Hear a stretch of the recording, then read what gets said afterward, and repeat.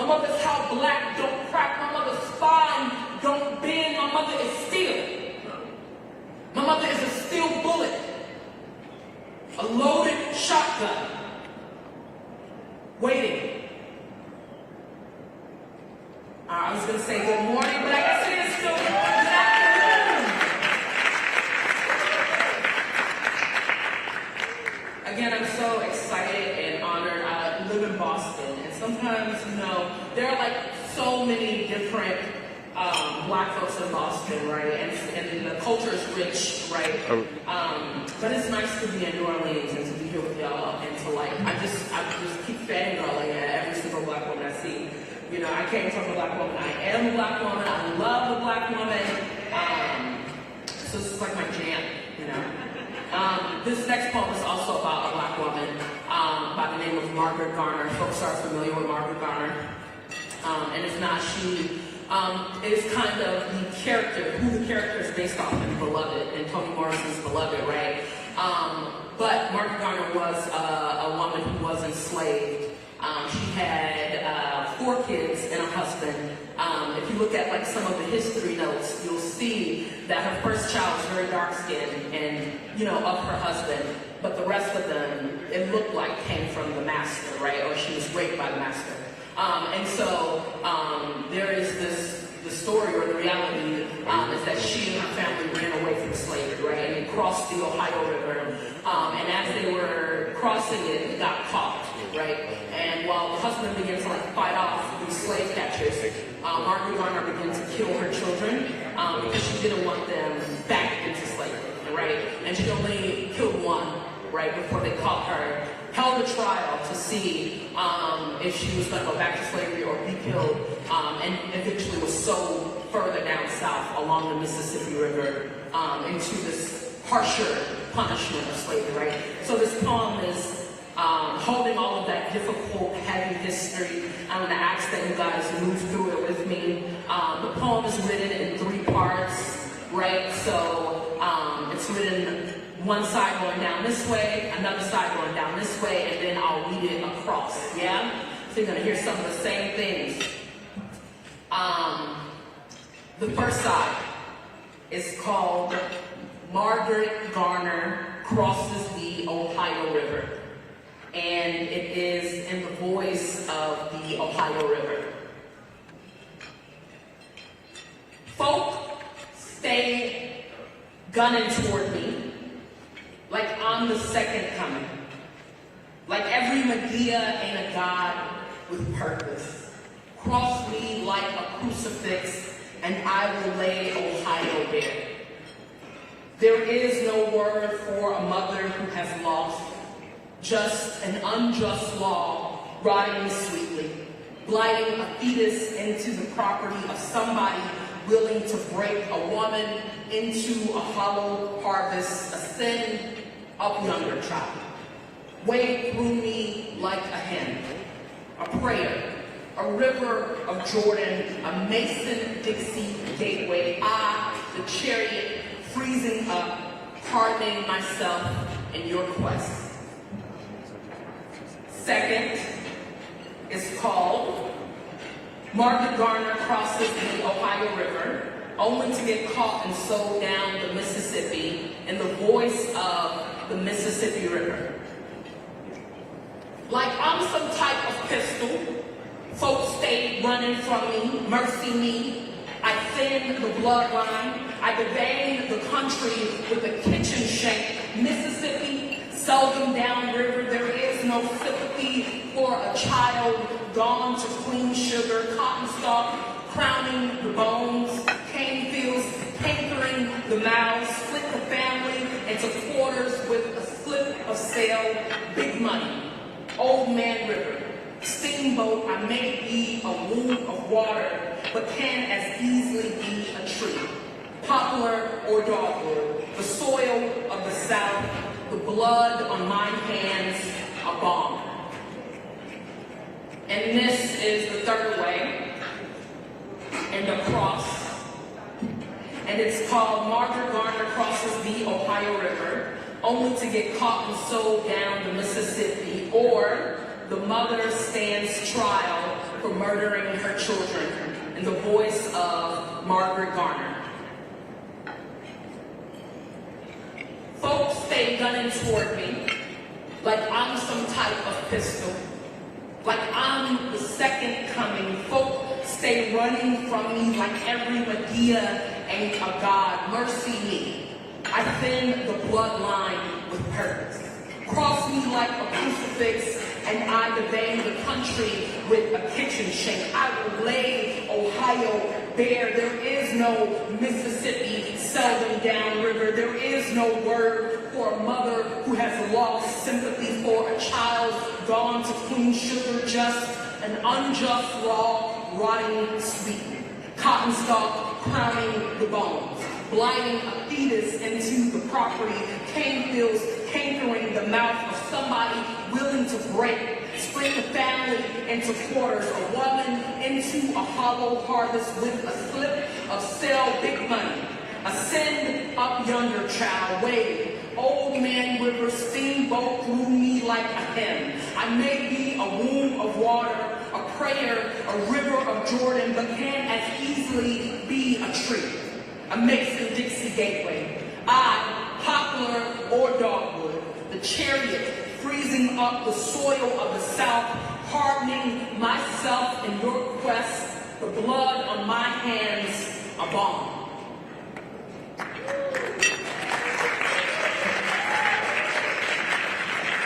Okay, I know it's hard to put on the forts, so I appreciate those claps, though. Yeah, but I'm just thinking about that in all of the ways when it feels like we don't have power. I think somebody said that earlier, right? Like being oppressed, they make you feel like you don't have power, when the reality is we have it all.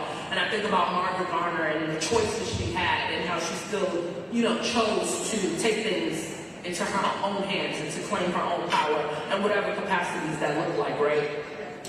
This last poem is also about a Black woman. People know Dorothy Dandridge. Yes, okay, I heard one little woo, I like that. But Dorothy was a famous Black actress, singer. She played Carmen Jones, right? People say she was before her time, but she was before the Civil Rights Movement, right? Which means she didn't get all of the opportunities afforded to her, right? But there's this urban legend, I like to think of it as an urban legend, that says she went to sing in Vegas, right? And she was walking past the pool, and she said, oh my God, I can't wait to get into the water. And they said, we'll have to drain the pool if you get in it, if a Black person gets in it, right? And there's a movie, right, I think Halle Berry plays her, in which she does, in fact, dip her toe into the water.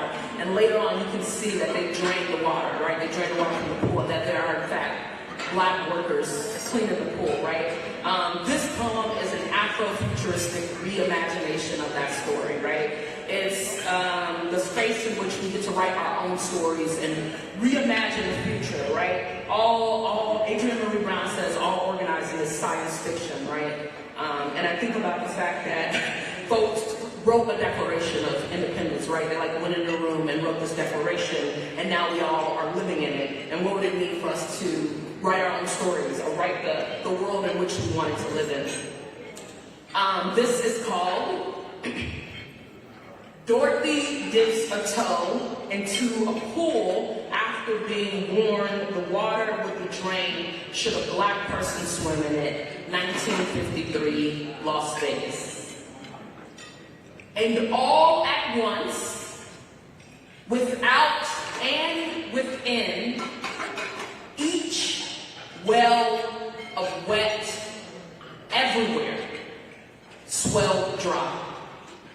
The woman in the shower, shriveling, shaken bare. The cook steaming at the sink's faulty faucet, the rust teeming and dragging itself through pipes. Chalices unfilled, air wilts the face, moisture abandons the flesh, the breath, the girth, water unflows.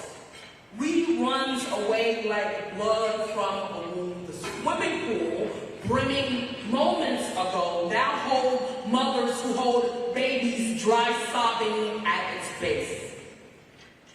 Guests at the last frontier lay leisurely. their bodies broiled brittle on the deck. The black spell is the yes cascading over a no. The anti to the anti, all kept from me in spite, shall spite keep from you with force. And in another land, unpromised, the color blue opens and spreads to blanket each eye. Dorothy stands at the water's ledge. Her curls and linen lie loose. Her skin, cool and sweet, sings a song unsang but known. Dorothy, a tall tie, coaxing herself into herself. Dorothy, a good curse, moves into waves wave at her waist. The dancing wet rushes to gather at her hips. She cups the clear in her palms and splashes upward.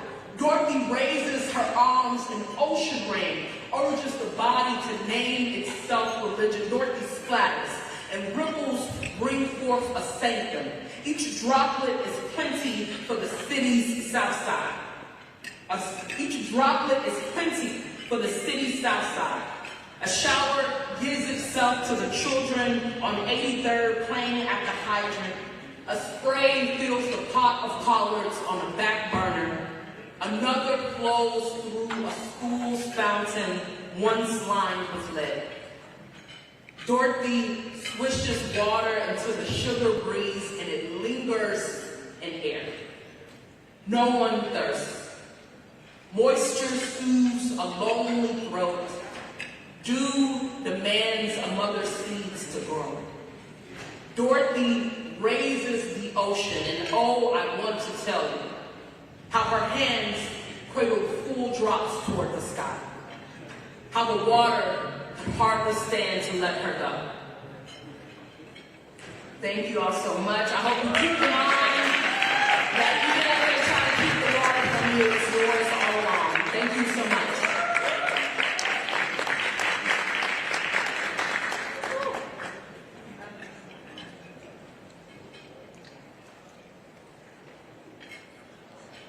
Thank you so much, Portia, for those words of inspiration. Thank you for sharing.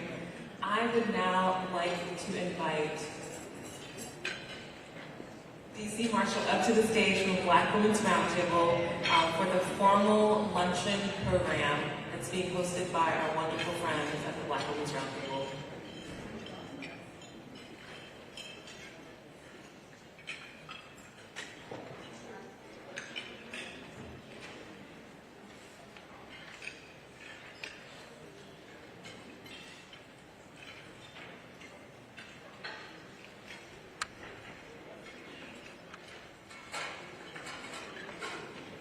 All right, a round of applause for our transition to poet. Wasn't she amazing? A round of applause if you could do a little bit better. We just appreciate your gift.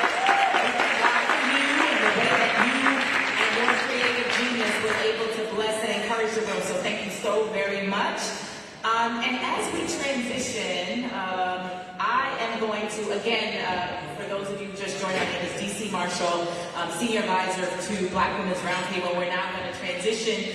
We are streaming live, and so you can tweet and share right now online that we are streaming live on Roland Martin Unfiltered. And so for your friends and colleagues who you believe should be in this conversation, in fact, lots of folks should be in the conversation, we just ask that you share online. Is that okay? Say yes or yes. I know you're eating, or just wink at me. Actually, keep chewing, wink at me, or yes. There we go.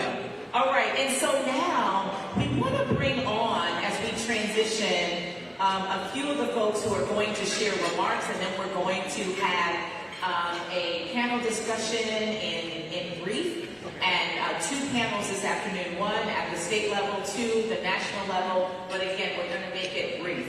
And so right now, I'm going to bring up for welcome and opening remarks. We're going to do our partners and sponsors.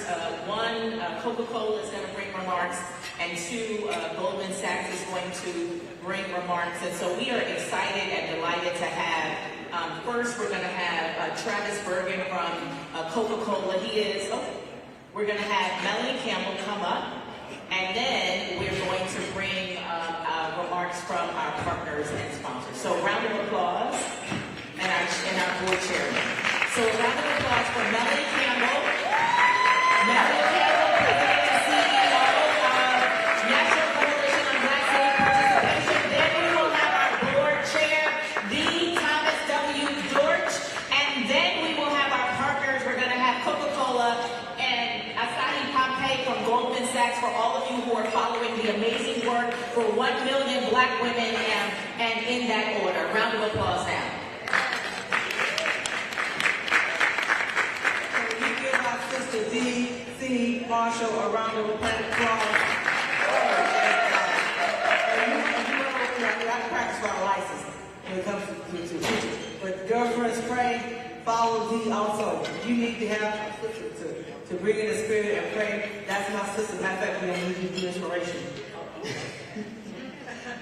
So thank you all, those who are watching online, and thank all of you all in this room for just being here in the moment. Yes, we're here, obviously, for Essence Festival in person, live and in person, and it's a party with a purpose, as Tom Jordan always says.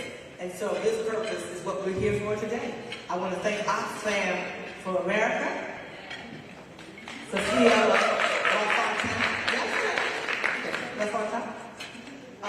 who also will come up to bring co-host remarks. Oxfam reached out to us through our sister Joy on Norwood. And so we lift Joy up again as she's under the weather. And you know she's here. And all of the Oxfam family, can all of Oxfam wave your hand, those who are Oxfam folks in the room. And so we're here for a serious continuation from this morning.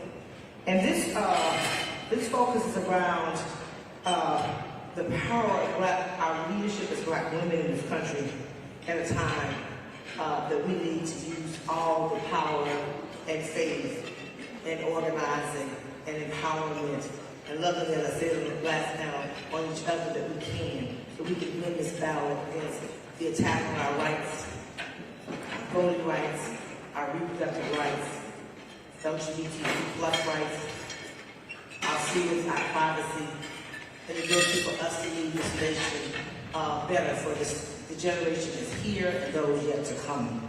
So I thank you for that.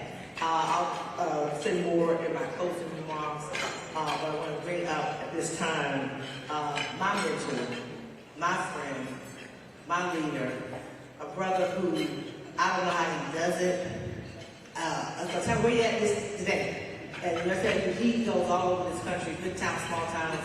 He can go in corporate rooms, he can go in the White House, he can be right there on the grassroots level in the community. Has never, ever forgotten that his power is about helping people and empowering people. And I was one of those little girls from middle school that he helped empower and saw something in me I didn't see in myself when I was a student at Clark College a few years ago. And it got me involved with the NACP. It got me involved in understanding my power much earlier than I think I would have had he not, God not brought him our journeys together. And no matter what, if I call Tom George Jr., he will say yes most of the time. And he said yes to 1 year to serve as the chairman. I think it's been 5 or something like that. And we just did a ribbon cutting at Clark Atlanta University where National Coalition named the Thomas W. Dorch Jr. Leadership, Civic Engagement, Economic Empowerment, and Social Justice Institute after this brother who needs really no introduction to those. He also is chairman of the 100 Black Men in America. He's an entrepreneur. He got a whole lot of folks that work for him, but he still finds the time to pour into community. So I bring on Thomas W. Dorch Jr., our chairman, Hewitt. Thomas.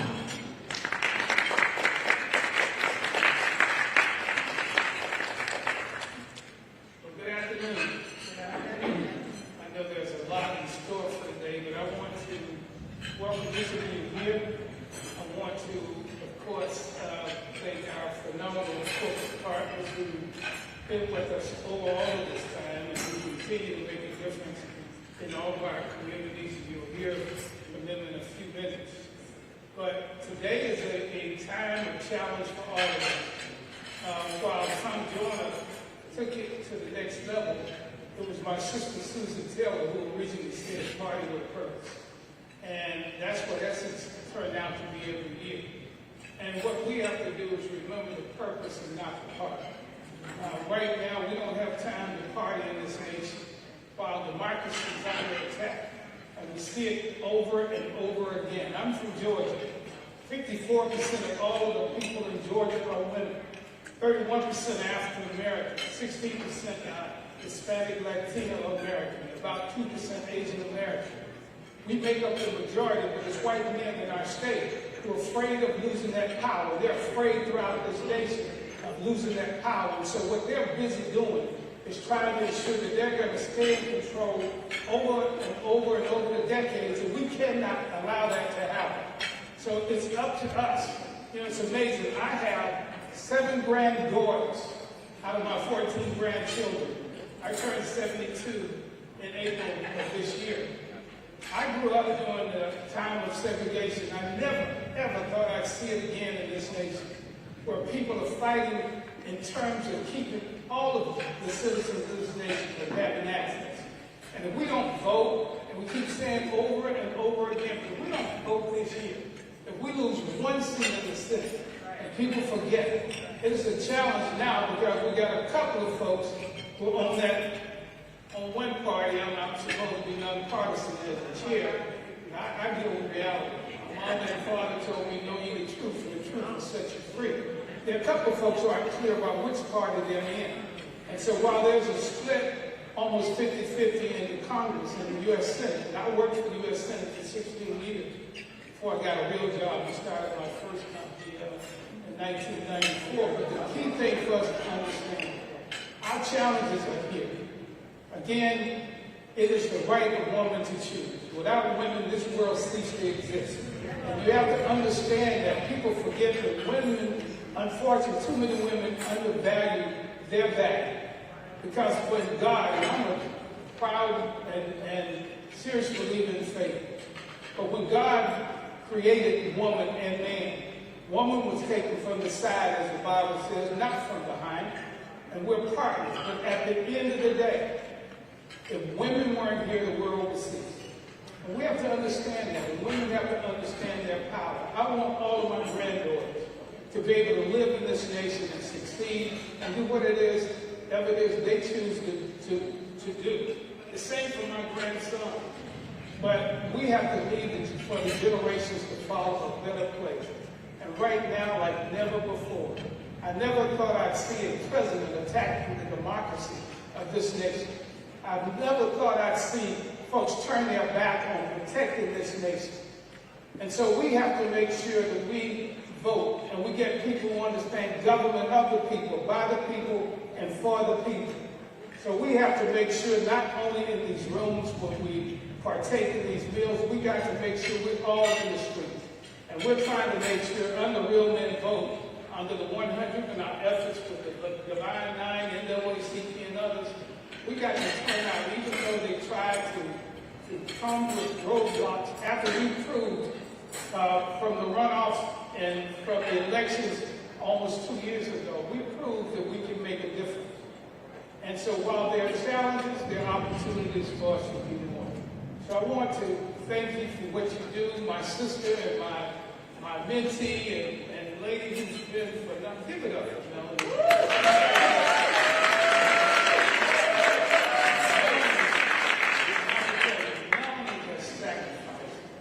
So much for our people. She could have taken corporate jobs. She could be anywhere she wanted. But she is a soldier for the battle of freedom and opportunities for this nation. And I prepare to sit down, please, folks. I mean, I know people have gotten comfortable. I wear my mask for 2 reasons. One, I've been battling over the last 3 years stage 4 pancreatic cancer. I've got 7 of the baddest doctors in the world. But it's something wrong when you have to have money to live and survive. It is something wrong when too many of our people die because they could have had treatment. They could have had access to medication.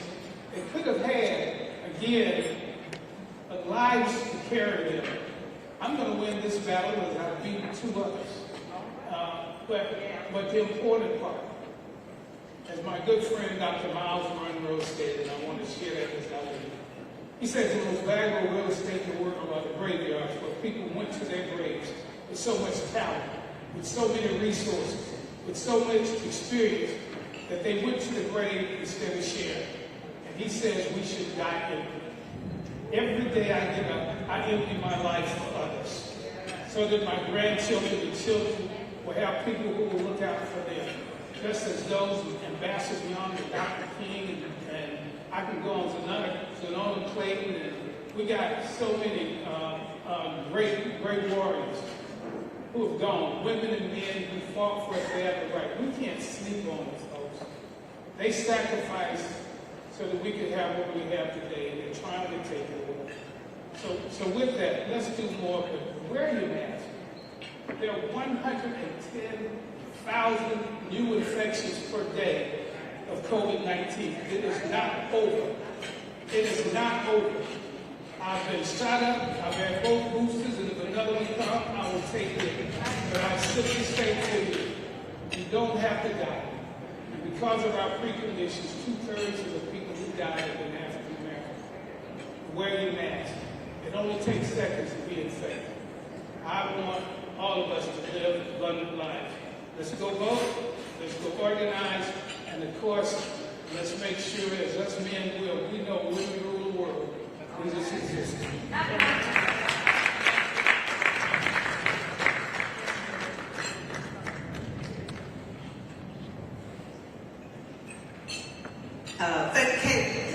I want y'all to stand up for Tommy Bush.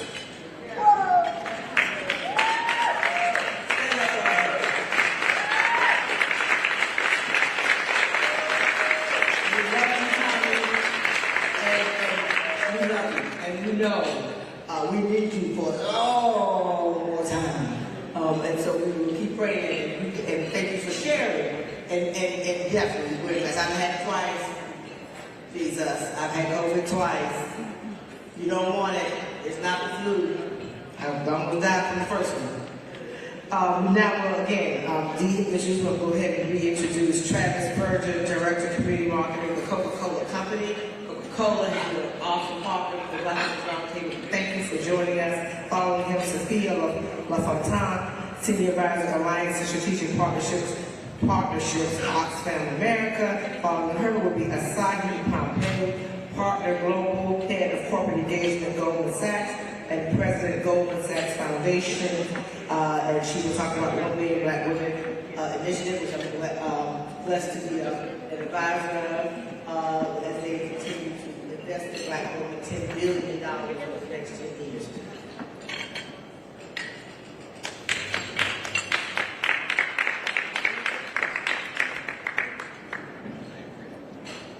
Good afternoon, everyone. Thank you so much for the invitation. At the Coca-Cola Company, we are empowered in the vision of uplifting our communities and really kind of being that force behind that mark. So thank you so much for that. It's one of those things where we take great pride in our partnership, right? And you understand what you're going to be doing, and that's steadfastness forward. And it's testament to your organization that we're staying together almost 20 years, right? So we just know that we're here. We're going to always be there. And to take that commitment to the next level. I know I'm 5 months into the organization. 5 months into my role, but also into mental health as family. So I'm going to take this time to really embrace, learn, as they say, lean in, and really be able to build that force. So thank you so much for the invitation, and I look forward.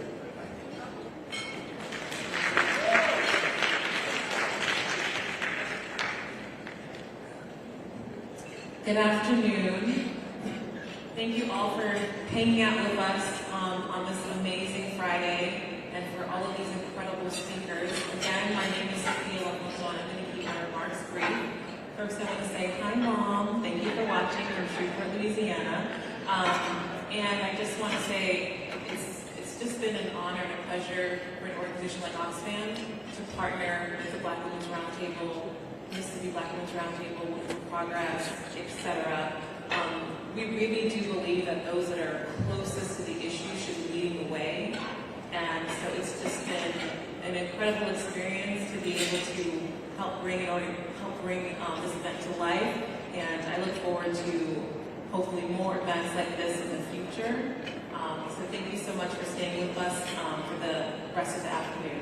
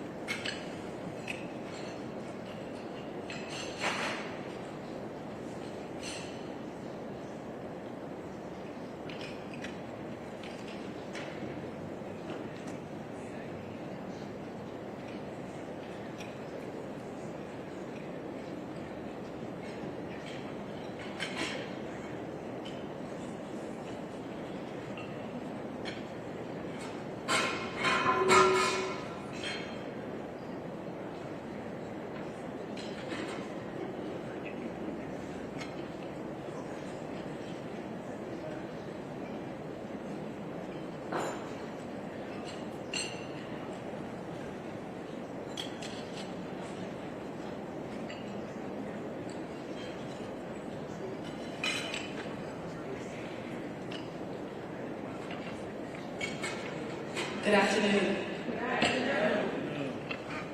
Just like moons and like suns, with the certainty of tides, just like hope springing high, still I rise.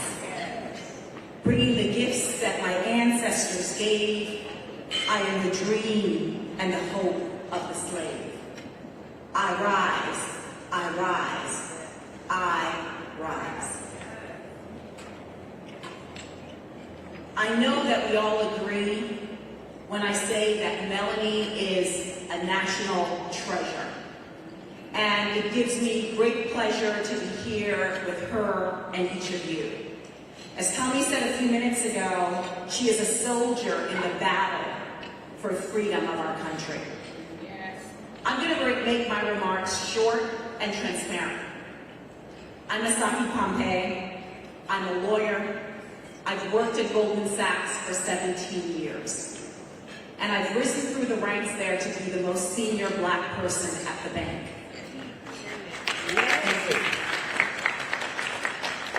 I'm the daughter of Caribbean immigrants. I'm the daughter of Edith and the granddaughter of Blanche. Now, there are three things that I want to share with you. One, awareness. Last year, we launched an initiative called 1 Million Black Women. Simply put, and I know many of you are aware of the initiative, but I want to bring awareness to everyone. Simply put, it is the largest commitment ever in the history of this country, specifically focused on Black women. $10 billion of debt and equity investments, and on top of that, $100 million in philanthropic capital to impact the lives of at least 1 million Black women and girls over the next 10 years. Yes. Second thing is how this initiative was birthed. This initiative was born of Black women, by Black women, for Black women. Now, we did it through listening tours. We've done 55 listening tours because we know Goldman Sachs, a 150-year-old investment bank, needs help to figure out how to best serve Black women. So this was a humble Goldman Sachs, this is a listening Goldman Sachs that says this must be, and I'm going to say that again, must be co-created with Black women. And so we've been conducting listening tours, and this is an invitation. We'll continue to do listening tours. Join us. We need you as to how to deploy that $10 billion in terms of investment and philanthropic capital by Black women, for Black women, with Black women. We know that Black women are foundational to our families and to our communities, but even more so to this country. The last thing is, we also know that none of this would be possible without our voting rights and without a fair and democratic system to operate in. So we are privileged to have the mighty Melanie with us on the advisory council of 1 Million Black Women. So together, out of the huts of history's shame, we rise. Up from the past that's rooted in pain, we rise. Join 1 Million Black Women. I thank you very much.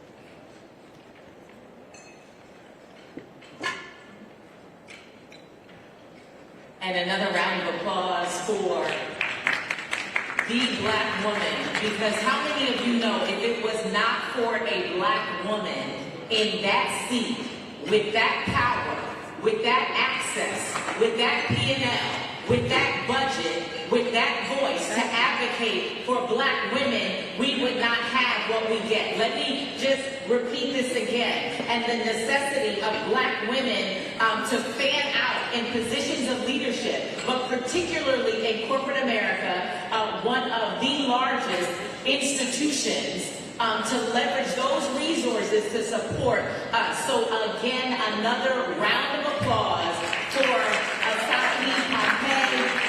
We thank God for you, my sister. We thank God for your mother, your grandmother. I felt the energy.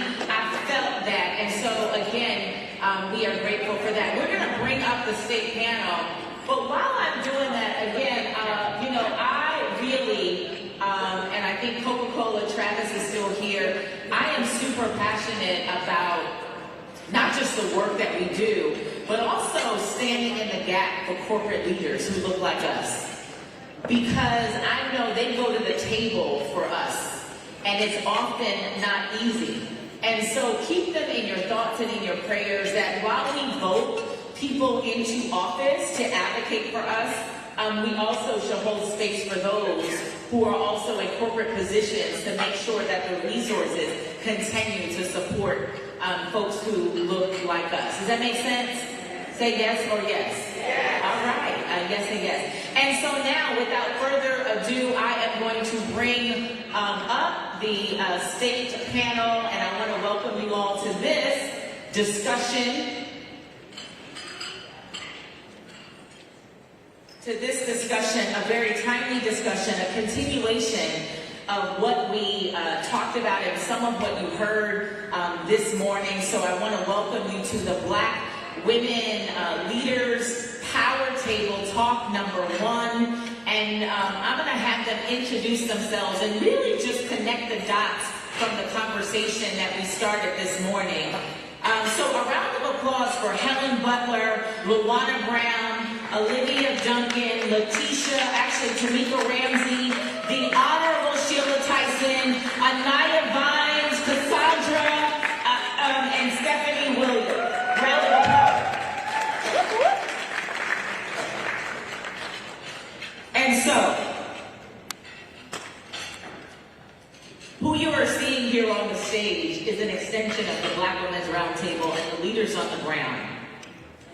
And so what we're going to talk about today is really connecting the dots. Our theme is our bodies and our votes.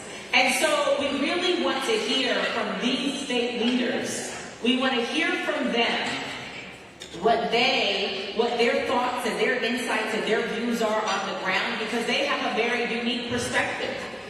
We need them on the ground. And so the conversation and the question that I'm going to ask to the leaders on the stage is really about, if you think about where we are right now, we are really in a conversation about the state of Black women mid-year, midterm. Yes or yes? The state of women and the state of Black women in particular mid-year, midterm. Yes or yes? It's the state of Black women mid-year, midterm, right? The state of us. And so the question and the insight that we are looking to hear from you, this illustrious panel, is really three things. And we're going to pass the mic and we're going to try to do this expeditiously. Melanie is so generous, and she always wants to make sure that the leadership is elevated, and rightfully so.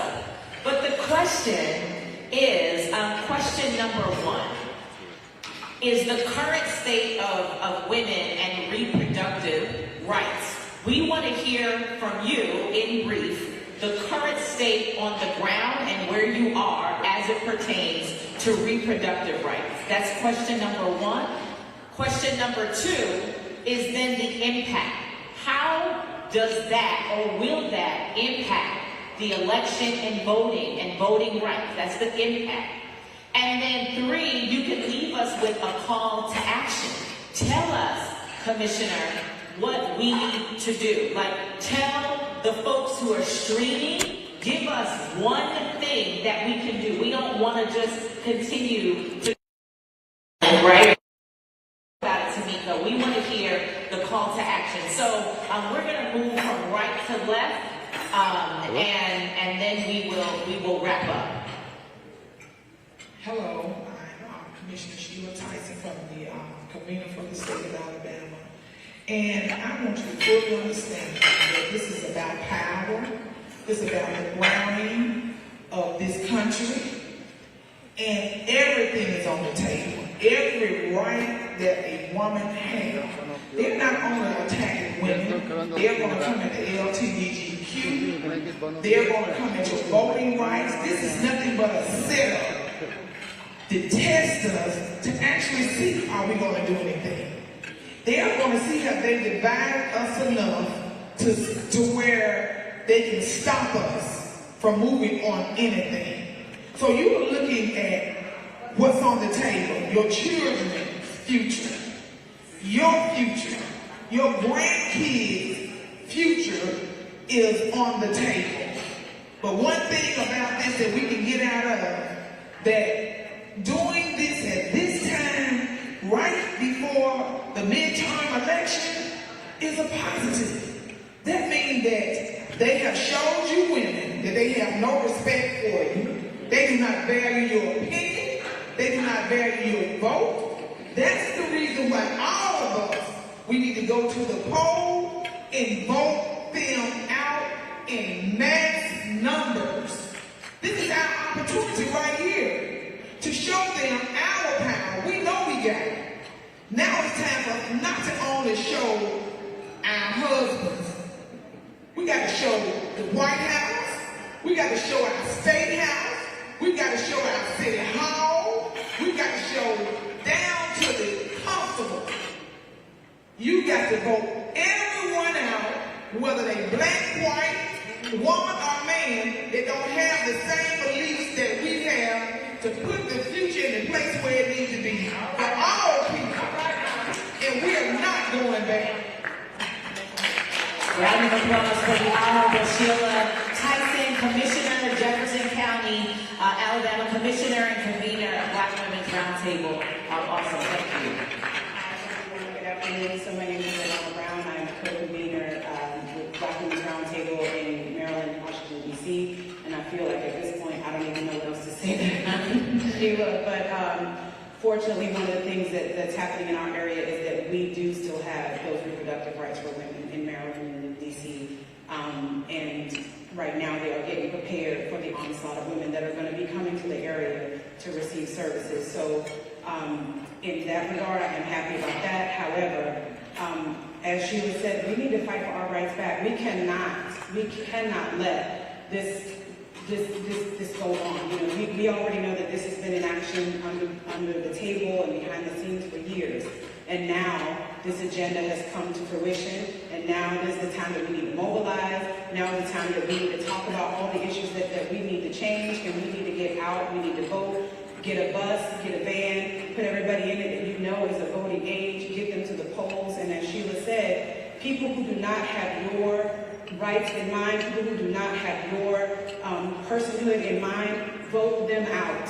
Vote them out and put people in office who share your views, who share your values, and who are going to be looking out, as she said, for all people, not just for a select few. Awesome. Thank you so much, Rwanda Brown. Good afternoon. I am Stephanie Williams. I'm proud to be the convener of the Black Women's Roundtable in Kalamazoo, Michigan. So women are beyond pissed off, but that's a good thing, because we've taken that passivity to the highest level possible. Number one, we're taking care of ourselves. With everything DC that's going on, we want to be mentally, spiritually, and ready for the fight, secure and sound. So we're really taking care of ourselves with coaching, with counseling, looking at issues of trauma, so that we can have our folks ready when it comes to mobilizing, strategizing, organizing, running for office, and actually helping the candidates that we care about run for office as well. So we're really looking at how do we maintain longevity for Black women in our community, especially through our resilience, being able to pivot, whether it's in a pandemic or even a recession where jobs are not as plenty and payful as we want them to be, and then taking those issues like we're sitting at the kitchen table and making it real for us. Those discussions that we're having, changing the narrative about how this truly impacts Black women, our families, our households, our men in our communities, especially when it comes to healthcare access, and how we can counteract all of that through the ballot box. So in short, we're building power. We're coming together collectively, increasing our capacity, supporting Black businesses, Black-led organizations from grassroots to grass seed, volunteering and mobilizing, educating, and getting out the vote. And lastly, I'm going to say this. We want to vote for people that look like us. So we need to continue to recruit Black women and girls. Get them ready for office. Train them on how to run campaigns. Learn how to collect the data and use that so we have the science so we can continue to win. Because when we win, they push back, we vibrate higher, we keep winning and winning and winning. Wow, all right. Round of applause for Stephanie Williams, convener, Kalamazoo. That's an awesome call to action. And so we invite you to tweet now, share now. We are streaming on Roland Martin Unfiltered. But I think that call to action is a nudge. Is there somebody in your community, a young girl right now, a young woman right now, who you know would be an awesome voice representing us that we could get behind? We have already lined up behind the commissioner's campaign, and she hadn't even identified that she was running. But like we need, you know, it's always the strong sister, the strong woman in the room to encourage each other. Hey, you run, we will line up behind you. And so we're going to continue with this panel and the discussion. We're going to move over to none other than Tamika Ramsey. So introduce yourself, my sister. Good afternoon. My name is Tamika Ramsey. I am the convener for Black Women's Roundtable, Eastern Michigan.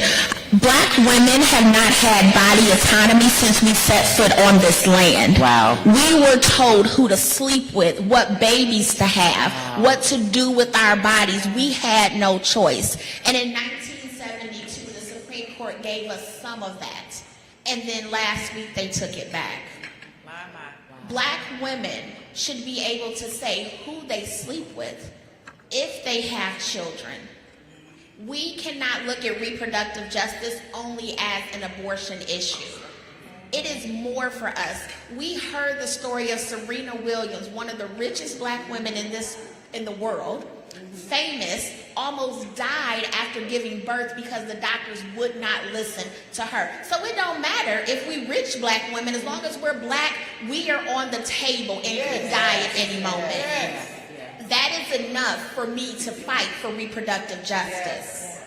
I need to be able, my daughter needs to be able to have a child and survive, or not have a child and still have a good quality of health that Black women in this country have not been able to have. In Michigan, we have a reproductive justice ballot initiative where we are trying to change the constitution of our state to make women of all creed and color able to have body autonomy. That is what we're fighting for. And I'm so sorry that in 2022, that women, young girls have to fight because we've already fought this and won. And they got mad and they came and changed it. And the reason they were able to change it is because the president at the time put people in place. And so now we have to vote for people and put them in position so that we can rectify this problem. Voting is only part of it. Advocating, demonstrating, fighting back, using our dollars or not using our damn dollars. I will not spend $1 in Texas. That's right. Like, no, you cannot have my money if you're telling me that I can die at any moment and you don't care. We have to take control because we are the change and we are the saviors that we're looking for. Nobody else been trying to save Black women in this country but us. So we have to continue that fight. Thank you. Wow, and a round of applause for the Tamika Ramsey, convener, Michigan Black Women's Roundtable. But she said so much that is so powerful. We have not had body autonomy. Right, so just really level setting, the education and the awareness of that and the breaking down of that. But also I would share one other thing that is really important to know when Stephanie, says vote for people who look like us and think like us.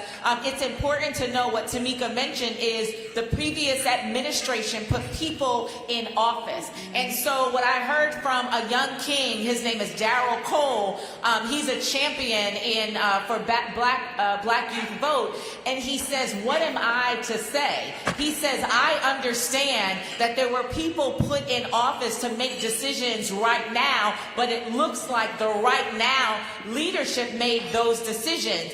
And so Tamika, your point of clarity was so necessary. In the room, just say yes or yes. If the clarity was necessary information that we need to empower our communities to say, no, we still need you to vote, but also understand what's happening right now is not a right now strategy, that there have been people who have been lined up previously to make this decision and to begin this battle. So thank you, my sister, for clarifying that. And so again, I'm going to go right to social media, because if this information is helpful, it's useful, it's educational, then we just ask you to share online. Just share online this conversation. Share and follow these ladies, these women who are champions and generals on the ground, and so we can keep this conversation going. All right? And so now we're going to move over to the next general on the ground. Please introduce yourself, the Helen Butler. Well, thank you, Dee. What can I say? It's all been said. I'm Helen Butler, convener of the Georgia Black Women's Roundtable. And in Georgia, we've been on the news, and we're still in the news. In Georgia, women still have reproductive rights to a degree. But what the first thing after the Supreme Court overturned Roe v. Wade, what did our Attorney General and our Governor of Georgia decided to do was go to court and get the injunction lifted that was in place from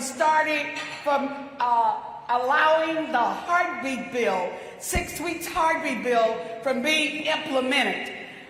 Again, this was because, as someone has already said today, in Georgia, in 2020, we exercised our rights, our power to vote, and elected and changed not only Georgia, but we changed the country by having 2 U.S. senators elected. And so what does Georgia do? It came back and put in place a voter suppression bill called SB 202. But despite that, we still had a large turnout. We're educating people about the problems and the barriers that are in place. But we are not going to let them steal our joy. Because we understand that power that we have in our vote, numbers matter. Did you hear me? Numbers matter. So if we turn out in massive numbers, we can overturn all of these barriers that they're trying to put in place. So we've got to be good stewards. Someone said earlier in the panel that we must act 365 days a year.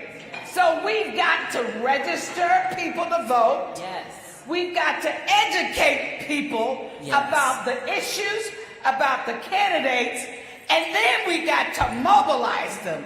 You've got to get them to the polls to turn out to vote. But the other thing is, we've got to protect that right to vote. In Georgia, they decided to change the composition of officials who implement election laws. And they'll be doing it for other things as well. But guess what?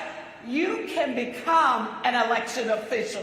So be a poll worker, be a poll monitor, be out there assisting the voters to exercise their right to vote. Call 866-OUR-VOTE. It's a national hotline that you can get your problems answered. So don't be deterred. 866-OUR-VOTE. We're there to make sure you're engaged. And as Dr. Lowry said, voting is a sacred right, but it is also a moral obligation. So, ladies, black women, we are a majority in Georgia. We can rule. Women are 52% of the voters, registered voters. So we have the power to do anything we want. Power.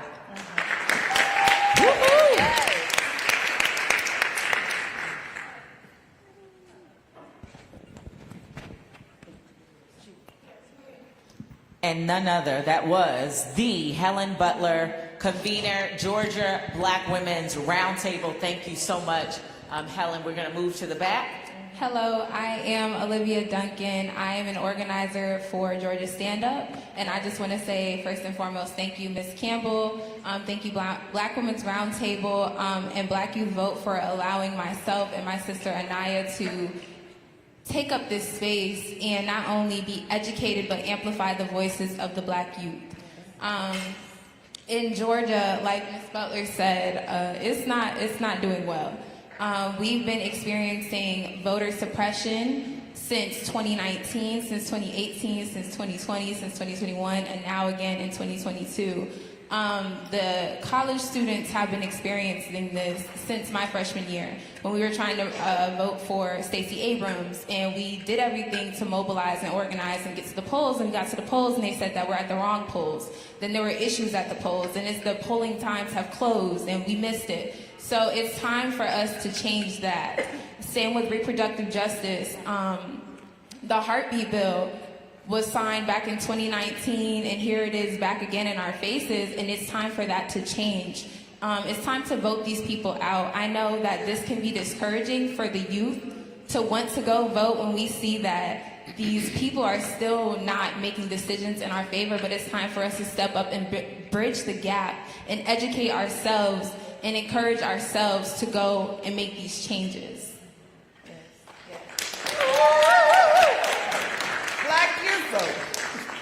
Hello, everyone. Hi. If everyone can repeat after me. It is our duty to fight for our freedom. It is our duty to fight for our freedom. It is our duty to win. It is our duty to win. We must love each other and support each other. We must love each other and support each other. We have nothing to lose but our chains. We have nothing to lose but our segment of the But hello, everyone. My name is Anaya Vines. I am a graduate of Howard University. I am also the founder of a nonprofit organization called the Live Movement, a national HBCU coalition, standing on the foundation that we must live for those who have died. Shout out to Miss Melanie, shout out to Black Women's Roundtable, to Georgia Stand Up, Miss Deborah Scott. Thank you so much, and of course, Black Youth Vote.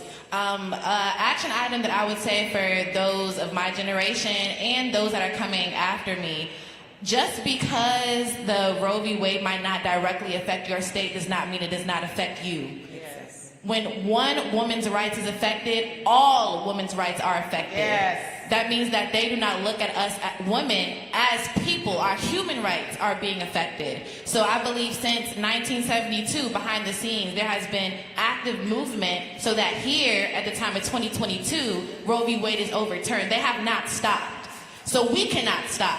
Yes. Our generation cannot stop. Yes. Our leaders cannot stop. Particularly our black students cannot stop. I look at HBCUs and I see a plethora of opportunities because you have one space in which black students, when men and women come together and they are at an age where they can vote. Yes. That is a prime opportunity to mobilize. So my organization focuses on training for mobilization on campus and off campus.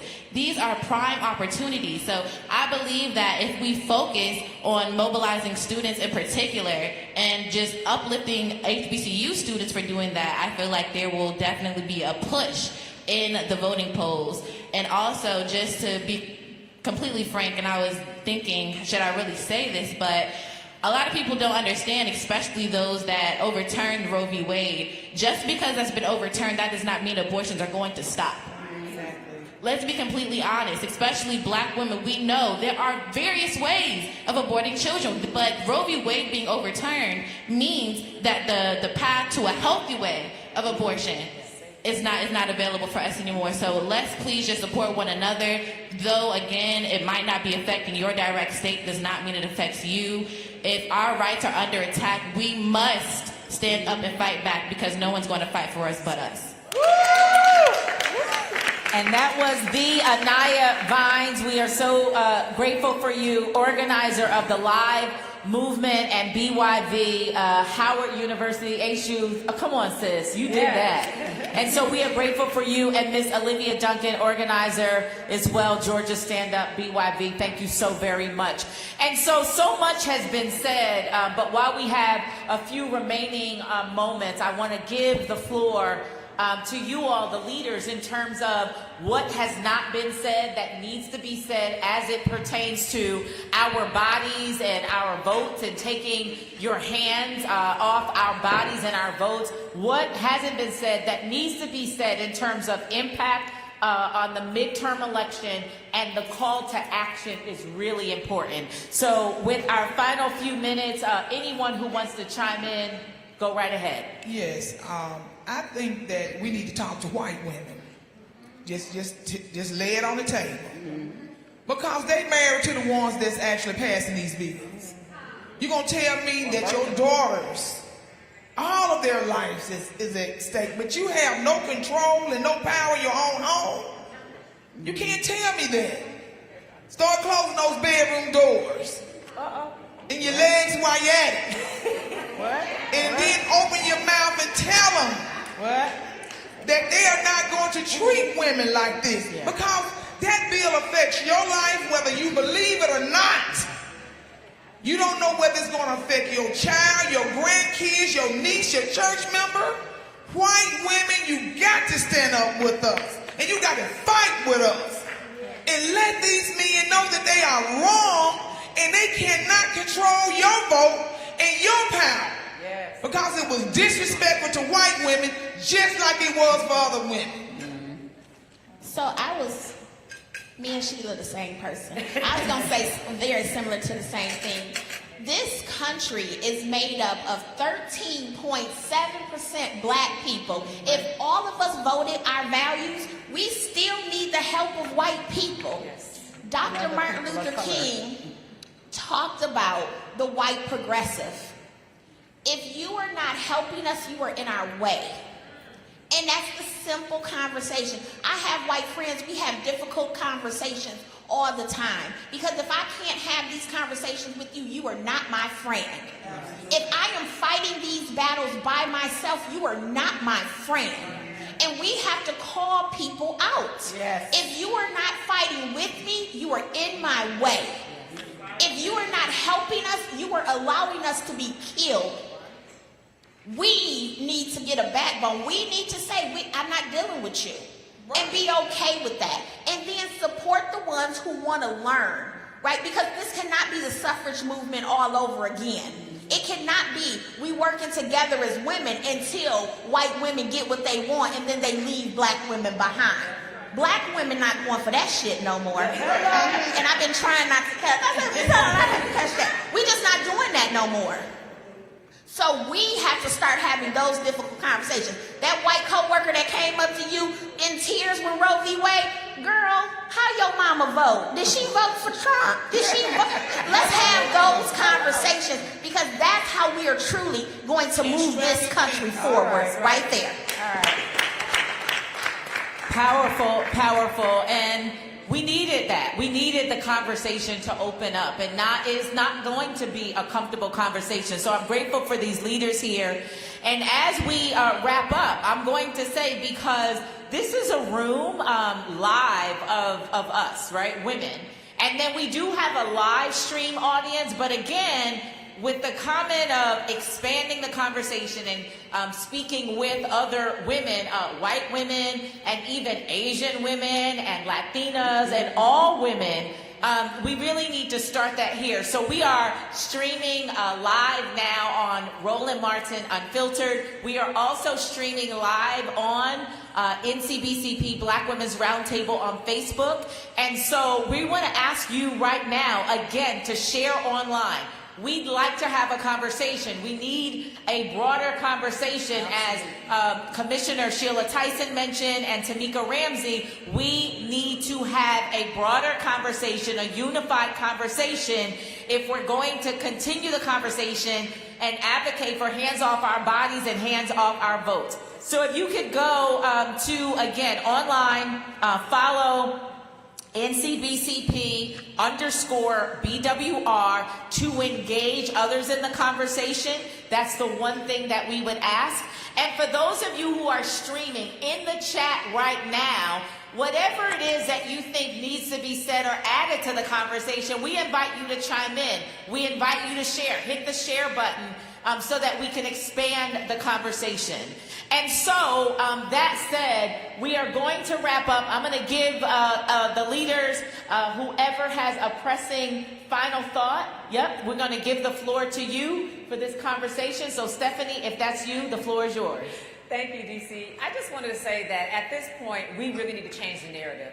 The conversations we need to have in the streets are the same ones we have at our kitchen table. Talk to your mothers, your grandmothers, the younger girls about reproductive justice. The right to have a child, to not have a child, to raise that family in a safe community, a welcoming community. The right to be able to go to work and not have to deal with oppression and microaggressions and all those other things that keep us in an unhealthy state. We have to continue perpetuating these real conversations that marinate in the spirit of Black women and younger girls so we feel comfortable out in the community talking about and projecting our issues to expand our movement that inspires more women and girls to be more proactive, to participate, and to lead. And I hear women say all the time, well, I don't want to run for office. I don't want to be in the front. That's all right, sis. We got a lot of room for you on the side, in the office, in the suite, wherever you want to be. There's room for tools, for technologies, for folks who can do research, who can write grants, who can help write, speeches, do social media. There is work for everybody to do. And this fight is ours because it's about power. It's about Black women and girls and our power, maintaining what we have and building on what we have to look forward in the future. It's about supporting Black entrepreneurs, Black businesses locally and globally, making sure that we're expanding the power of our money, of our dollars, and making sure that we're maintaining home ownership, make sure that we are growing capacity. So I just want to say that don't be afraid to have these conversations in the streets. You can be in the streets, just don't get caught up in the streets. But be in the streets talking about what really matters. Tweet. Make your status on social media. Go on Instagram, Snapchat, and talk about the real ish. Stand in your truth, speak your power, mobilize, organize, vote, and still keep having those conversations because it is about us.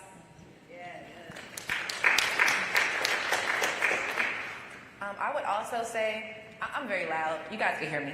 No, we're streaming. No, we're streaming. We're going to ask you to wrap it, and then we're going to transition. Right. Awesome. I would say to those, especially around my age, please, please, please educate yourself. Don't just think that scrolling on social media on your TL, that means you are updated on everything women's rights. That is not the case. If we want to adequately fight for us and for women in particular, Black women specifically, we need to know what we're fighting against. We need to know the history of women's rights. We need to understand that at the front of every revolution, there has always been Black women. We have been the foundation. We have been the backbone of every major change in America, even before the creation of America. It has been us. So making sure that we educate ourselves, don't take just whatever anyone says to us as bond, but making sure that everything that we have in our brains, we are doing the research to make sure that we are actually making change for our people. So please, please, please educate yourself, not just social media, but let's hype up some stuff, let's do some research and get the job done. Awesome. A round of applause for this amazing panel. And as we transition, a round of applause for this awesome panel. Thank you so much for your voice, your thoughts, your insights. And as they take their seats and we transition to the next panel, I say Black women, you say power table. Black women, power table. Black women, power table. As I say Black women, you say power table as they transition and take their seats. Black women, power table. Black women, power table. Black women, power table. Black women, power table. Black women, power table. Black women, power table. Awesome, awesome. And now I want to invite Delisa Sanders, Senior Policy Advisor, National Coalition on Black Civic Participation and Black Women's Roundtable, to round out our day, and we are going to be complete. We will be brief in this, the National Leaders Roundtable. So round of applause for Dr. Delisa Sanders. Hey, y'all. Will the next panelists please come to the front? Will our next panelists please come to the front?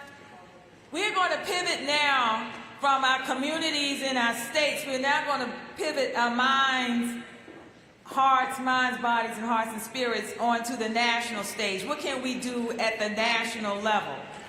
And hopefully throughout this conversation, see and feel the connection between what goes on in our communities actually ends up at the national, as they're all connected for it to work. Come on, my sisters, my sisters. How you doing? You look gorgeous. Oh, look at all these crowns. Oh, my Lord.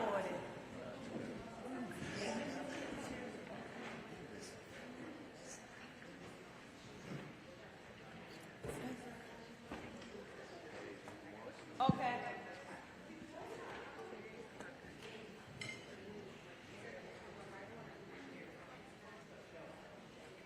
Doesn't matter.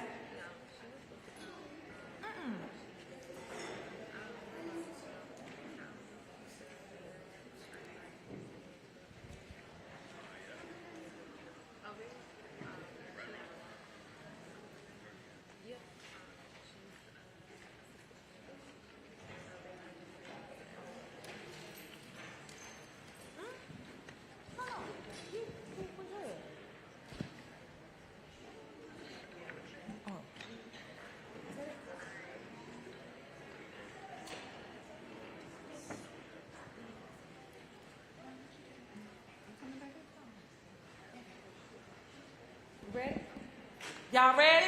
Yeah. Y'all ready? Okay. How poetic it is to be here in this moment, where within a week, the Supreme Court of the United States made decisions that are rolling back the clock on our federal protections, on our rights and our freedom. How poetic that we just witnessed history in Judge Ketanji Brown Jackson becoming the first Black Supreme Court justice.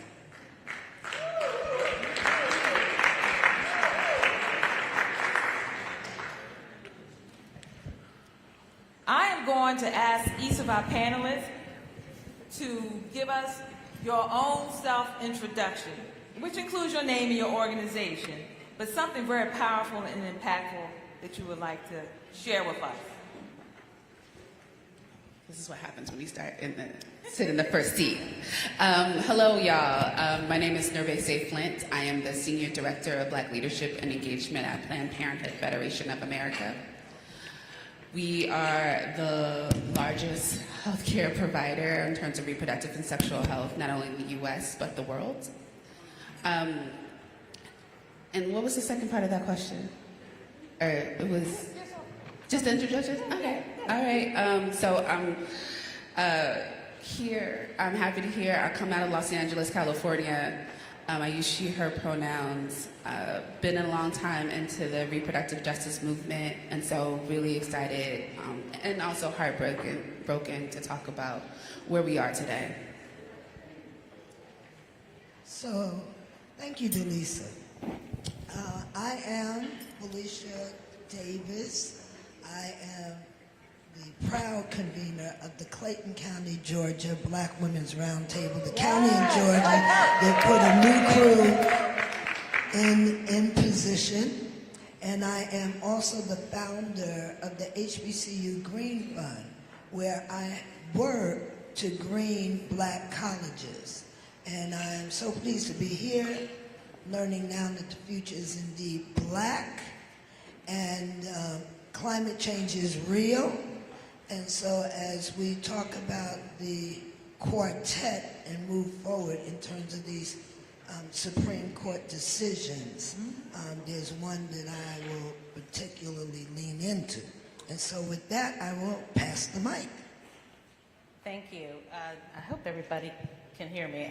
I'm Jocelyn Fry, and I'm the president of the National Partnership for Women and Families in Washington, D.C.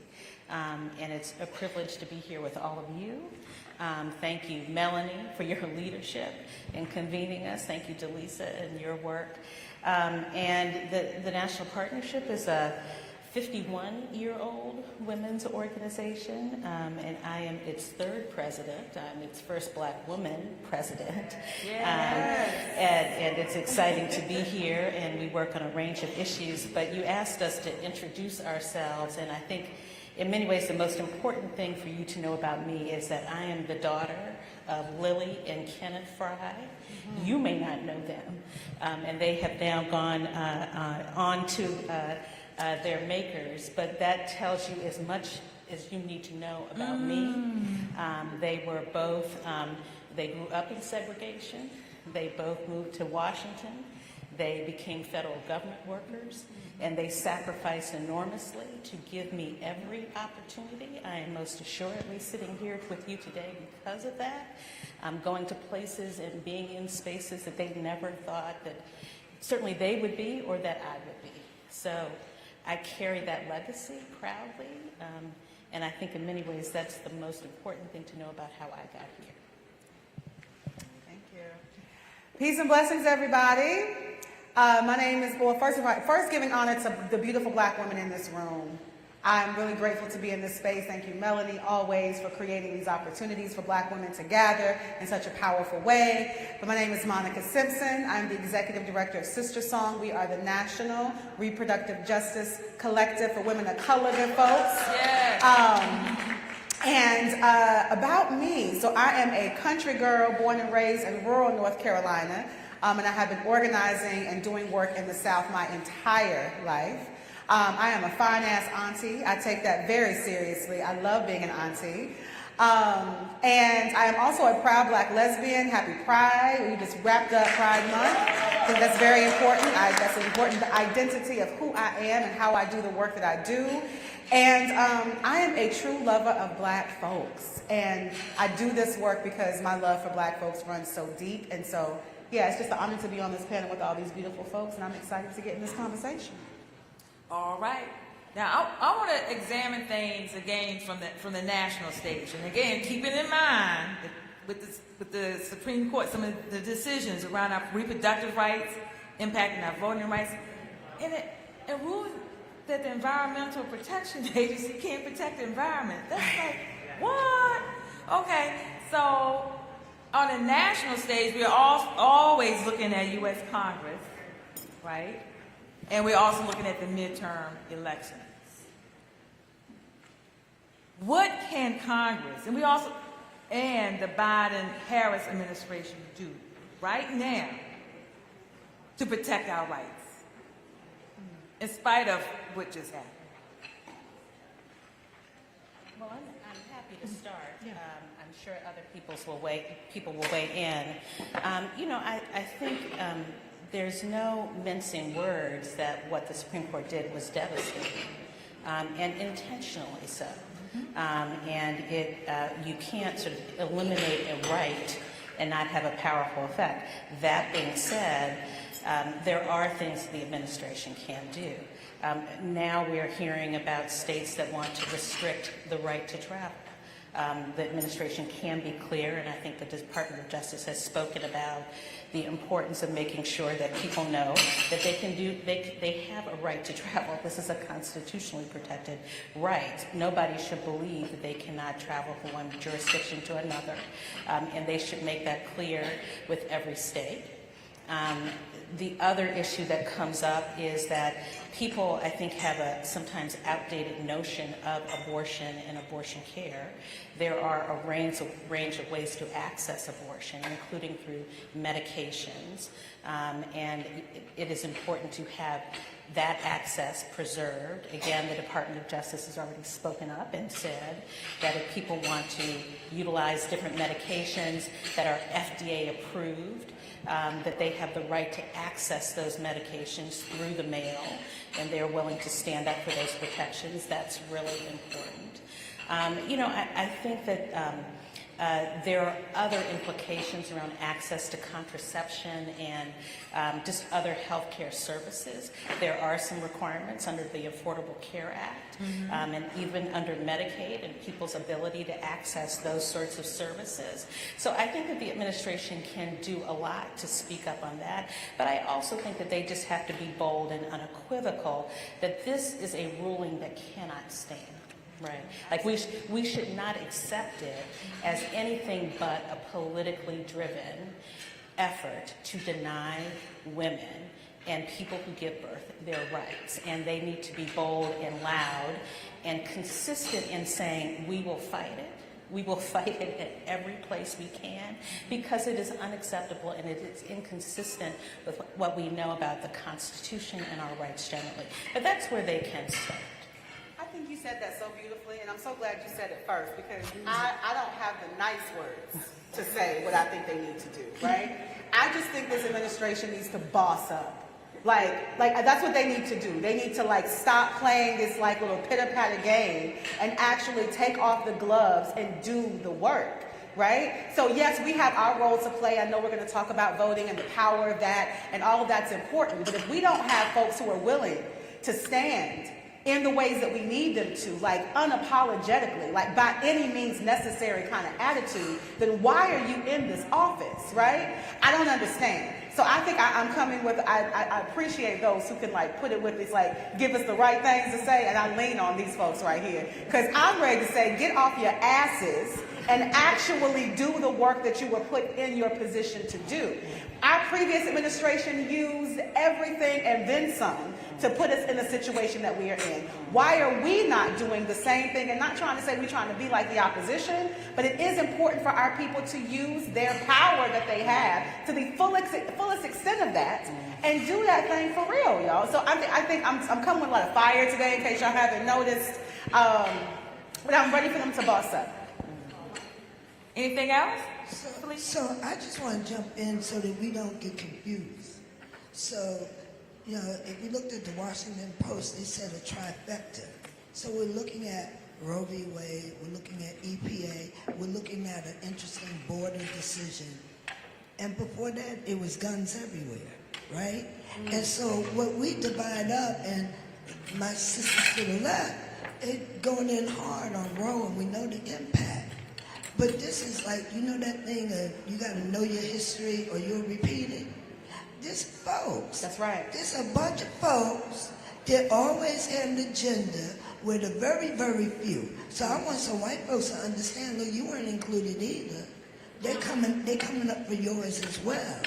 The folks on the plantation, there wasn't a whole lot of folks in the big house. It was just a little crew over there and everybody else served them. So that was the plan. And now there's a movement to say, how can we, the few, control the rest? And everybody, so the only way that can happen is if some of us work on Roe, and some of us work on the environment, and some of us work on that, and we miss the bigger picture. And then the other thing is our numbers. They got black folks in the mindset that we like 13%. I travel. Everywhere I go, there's black people. Everywhere. I go to South America, there's black people. I go to Africa, there's a lot more black people. I go to Europe, there's plenty of black folks. So the issue and what time it is, we have to understand that we got to make the leap forward. We can't do what we've done. And we have to set an agenda for these young people that enables them to reach for the future. We're going to hold it down. And those of us that are in the blue states, where you can get pills, the best thing I heard, you can buy a lot of them if you can afford to, so that we can distribute where they need to be. It's like, I am gangster. So we come to gangster. Yes! Dealing with a sister in a situation, we gonna drive you, we gonna provide you, we gonna do, we done it for other stuff. And look, I'm not trying to party and get high, I'm trying to save a life. So we got to be there and let it be known.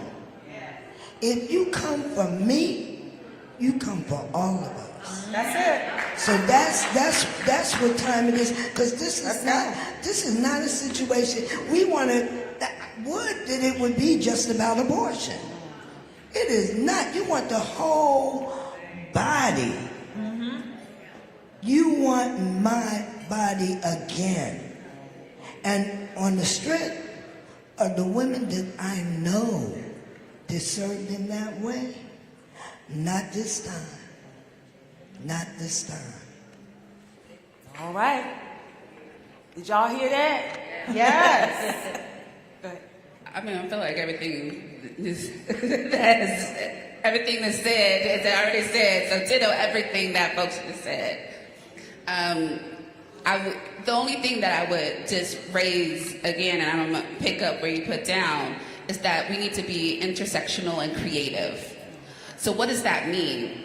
That means that even though this conversation is about abortion access, we know that black women are not just about abortion access, and abortion access is not just about abortion. It's an economic issue, it's an environmental issue, it's a criminal justice issue, it's all these other things that come into our lives. So our administration not only should be thinking about Roe, it should also be thinking about how do we make sure that the lives of black women, regardless if they want to have an abortion and or keep their pregnancy, right, that they are creating the conditions for that to happen. So we also need to be keeping them accountable of what does it mean to have fair pay. We also need to be keeping them accountable of what does it mean to also have paid parental leave. What does it mean for us to be thinking about this full range of things so folks can actually give themselves options? Because abortion access is more than about, oh, well, I just woke up and I just don't want to be pregnant. Even though sometimes that is the question, or sometimes that is the answer. Abortion access is about all the pieces, because we know that most people who have abortions are already parents, right? We know that, so they are making, and most times they are making economical decisions. So how do we also address those issues as well? So when we when folks tell you that there is nothing to do because of the Congress and the way it's at, don't believe them. That's right. Tell them that there are many things that they could be doing around abortion access. There are many things that can be doing around reproductive and sexual health access. And it doesn't just stop at one piece of legislation or one court case. That's very important. But I'm hearing a common thread is tell Congress, which pivots me into where we're headed. We're headed to the midterm election. Well, we vote folks in and we vote folks out. What should we be thinking about right now? Also planning, preparing to do for the midterm to impact what's going on? I'm gonna start first. Yeah. Yes, ma'am. I don't want to follow y'all anymore. I think there's a couple of pieces. One, of course, we need to get out and vote. But we also need to hold our folks accountable. I think it's no secret that Black women vote. And we vote at high numbers. We get out there, older Black women, our more seasoned Black women are one of the highest propensity voters in the country, right? But we need to also make sure that our vote is getting paid off after they get into office. So what do we also do after the voting? How are we holding them accountable? Are we asking them questions? What are you doing? How are you helping Black folks? And then after, make sure that they are actually holding the folks accountable. We can be asking elected officials right now, where are your stance on abortion access? Where is your stance on all these issues? Just because you came to my church doesn't mean that you got my back. So we need to be also having all of those conversations and having them answer to Black women in particular and Black birthing folks. So I think that's the first piece. I think the second one, this is not normal times. So we can't be acting normally. So that means that we gotta, again, think big and creative on how we are engaging with our people. So that means we might have to have roundtable discussions in our living rooms. We might have to have roundtable discussions in our bedrooms. We need to be making sure that all folks are aligned and having conversations. So you got cousin and them coming to the elections and coming to the polls with you and asking those same questions. So I'm so glad to know that I'm at the end of the stage with the not normal. Because see, so I sat in the right chair. Because while I'm working to get everybody that I can to vote, we have the opportunity to lift up things. We can say, oh, your choice is this. And we have a Reverend Warnock from Ebenezer that's articulate, educated, the examples. So it's like, you can go with this or you can go with that. I want to be a little bit ahead. So where I am in the curve, let's make voting mandatory for anybody that gets a government amount or pays taxes. Now, it's not going to probably happen, but that's my position. Let's make voting mandatory. What is that? That is going beyond where we are. And then I want the people with the Constitution to explain, let them get on the page. And no, we don't want to do that, because they've had me running against a flow. So I want to change the flow of the river and say, anytime we're in a state where people can visibly try to tear down the government, we need that big change that you're talking about in a bigger vision. So make it mandatory. So in my conversation with young people, I'm saying, yeah, I'm working hard to make sure you're going to have to vote. So you might as well practice now. And that's the way, and thinking that's ahead, because we keep on fighting from the rear. While people, and anytime we win, folks start shooting. So we have to have an analysis that deals with white men wanting to have it all for themselves only. And a strategy that, yes, we get our community to turn out because we show the example. what we pick is better than what others pick, and we move from there. Yeah. Now I have the challenge of following you. I completely agree with what they have said. I think what I would say to anybody, in addition to obviously vote and why that's important, is that all of the issues that we work on are connected to each other. It is not just about your issue. And we have to get out of the mindset that as long as I have what I want or I have my issue protected, that I'm not affected. That's not true. And we have to be clear that even though the conversation at the moment is about abortion and abortion access because of the Roe decision, that is not the only reason why they fought on Roe. That was not the only reason that they stacked the Supreme Court. This is a conversation about power and about control. If you look at the decision from Justice Alito, he tries to dress it up, but he talks very little about women. Doesn't say much about all the issues that we care about, doesn't say anything about that. Tries to just say, this is just a little bit about abortion. We're not going to touch all these other issues. And it's a deceptive ruse to make us try to not understand that what this is really about is just putting the power in the hands of a handful of people in the states, mostly white men, who are against all of our issues. Right? The same people who are pushing anti-abortion restrictions are pushing anti-climate restrictions. They're pushing ACA restrictions. They're pushing, all the anti-voting. This is about power. And the way that you push back on that is that you leverage your own power, right? They're fighting so hard because they see the writing on the wall. Right? Our numbers, whatever people say our numbers are, they know that if we work together and we collaborate and we don't pay attention to their narrative and just fight, we will win. Right? Like that's part of what happened in Georgia.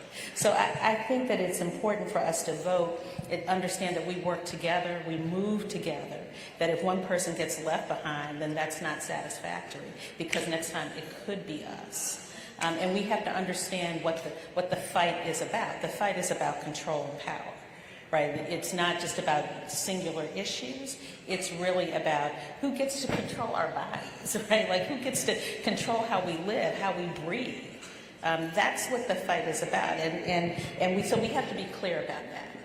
And I think if we are clear about that, if we get out of our silos and we work together, we can accomplish meaningful change. So for the midterms, you seem to amplify our issues, to be very clear about it and why we're voting, and also to connect with others, to have a thread between us instead of these separate. Absolutely, and that we have to work together, right? Like I may not work on climate issues, but I understand we need to work together. I may need to be in a state that I'm not normally in and work on that issue, because at the end of the day, it is part and parcel of the same problem. Right. That's a good point, especially at the national level, because we all want our name and that's it. Yep. Go ahead. No, that's so real. I really appreciate you saying that, because I know that we're having this national conversation, and it's like we are these national organizations that have name recognition and like the ability to like really reach lots of folks like in one thing. And I think it's important for us as national organizations, and this is something we try to do very intentionally at Sister Song, to not move our voice without making sure that, our members, our folks that we're working with at the state level, that they are actually moving that agenda for us, right? Mm-hmm. And so we're not moving our own agenda. It's like we are doing everything possible to have that direct connection to folks on the ground, so that when we're bringing out messaging, when we're talking about different things, and it's not just coming from us, but it's coming from the folks who are most impacted and most directly connected to the issue. So I just think that's important to name as like national organizations. Not to have that fly-in approach to just say we're showing up, but it's like, how are we really building those relationships with folks on the ground to then be able to really influence and impact the way that we do the work. And I think everything that my sisters just said about like why this midterm election is so important is on point. And I think that one thing that's really exciting about this time for me when I think about what's going to go down with this election season is that for once, they can't ignore this question around sexual and reproductive health and bodily autonomy. It is going to be impossible for any person looking and seeking office to get on a platform and not have to have their stance clear, right? They can't dance around this issue anymore because of what has happened with this decision. And so I think that that is going to give us some clear indications on where people's values are and where they lie. And I think that is going to help us as we start to think about what candidates that we need to like really move forward in leadership and the ones that we don't. So that's one opportunity that I see that I just wanted to add to everything that my sisters have already just said. Okay, and we've just had someone join us full of joy, Yes. grace, and beauty. I'm asking you to do a self-introduction. Yeah. And we're talking about, we're looking at things on a federal level, on a national level. Yes. And after you introduce yourself to everyone, help us understand what we should be doing with Congress right now. What more can Congress be doing right now, given all the, in particular, the recent Supreme Court decisions? Yeah. And the Biden-Harris administration, they have power right now. Right. So my name is Joy Cheney, and I bring you greetings always on behalf of forever Mayor of New Orleans, Marc Morial. Just left him, that's why I'm running a smidge late, and I apologize. Thank you for your graciousness. I run the Washington Bureau, so I had the policy and the advocacy arm of the National Urban League, and it's my privilege always to join you here. With my sisters on the stage, we're always doing stuff together. So, you know, in terms of what Congress should be doing, they got to get rid of the filibuster. I mean, period. And so you might say, well, what does that have to do with abortion? What does that have to do with voting rights? It has everything to do with it. And it also has to do with what Jocelyn was saying a few minutes ago.